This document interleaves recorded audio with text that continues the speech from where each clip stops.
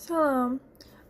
Bugün mən sizə Koreya qrammatikalarından birinin izahını vermək istəyirəm. 안녕하세요, 여러분. Bu qrammatikanın adı togi opta. Togi opta qrammatikası 6-cı səviyyə qrammatikasıdır. Yəni topika hazırlaşanlar, hansı tələbələr ki, topik 5-6 almaq istəyir, diqqətlə qulaq asın.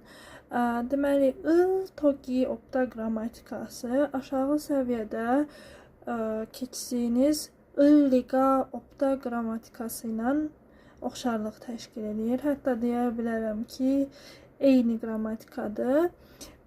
Yəni, liqa opta nə zaman istifadə olunurdu?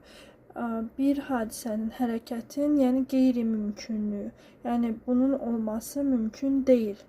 Bu zaman istifadə olunur. Məsəl üçün deyirəm, 공부를 열심히 했는데 시험에 떨어질 리가 없어요. Və yaxud da 시험에 떨어질 턱이 없어요. İkisi də eyni mənadadır. Yəni ki, imtahana çox hazırlaşdım. Yəni imtahana səylə hazırlaşdım, çalışdım. İmtahandan kəsilə bilmərəm. Belə bir şey mümkün deyil.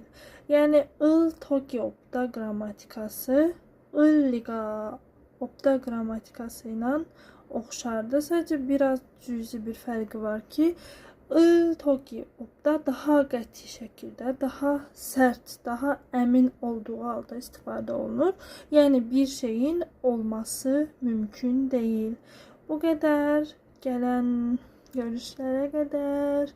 Gələn dəfə isə digər bir qrammatikanın izahını verəcəm. Annyeong.